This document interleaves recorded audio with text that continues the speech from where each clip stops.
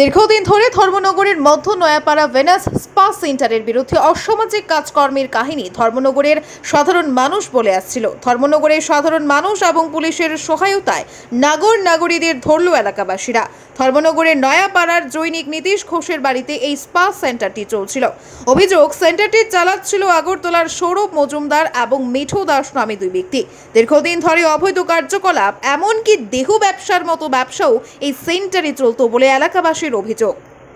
তো তারা উল্টাপাল্টা কাজ করে। কি উল্টাপাল্টা কাজ করে? মানে এখানে তারা কিতা লাইসেন্স লইয়া, মানে কিতা ফাল্লালোর লাইসেন্স লইয়া তারা রেন্ডিখানা খুলছে এখানে, শুধু বাংলা কথা যেটা। হ্যাঁ, তারপরে আজকে 4-5 জন, মানে 15-20 জন আইছে, 10-12 জন গেছে বাইরে, ইয়ার লোকাল ফুলাফান, বাঙালি ফুলাফান, তারারে আমরা আটক করছি না। যখন ফৌজি মানুষ বাইরে গেছে তারারে আমরা ডাক দিছি, 3 জন। তারা ডাক দেওয়ার পরে তারারে কইছি, দাদা রুকো, ইধার মে क्या काम है तुम लोग का।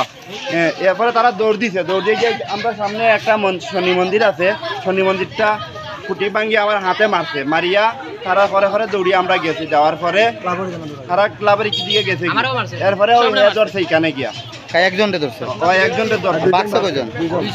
তারা 3 জন আসলো, 3 জনও বাক্সে, একজন ধরা খাইছে। ধরিয়া তারা একজন এলো আইসন, একজন আনার পরে তো বাসার ভিতরে ঢুকার পরে দেখা গেল তারা যে বেড এইরকম এরপরে তারা যে কন্ডেম না কি এটিও মিলছে ঘরের ভিতরে। আসিও না। আর এই তোমার এই যে সংস্থার দোকানের মালিক কোন জায়গায় জানেন? দোকানের মালিকটা তাইনের নেক্সট বাসাটা হইছে আলটিমেট যে। আরে দোকানের মালিক, এগুলো তো বাড়ির মালিকের কইতাছেন। দোকান খার দোকান, পাল্লার টাকার হাল্লারের মালিকের নাম জানি না, বাড়ির মালিক জানি। এটা কবে থেকে শুরু হয়েছে কেন?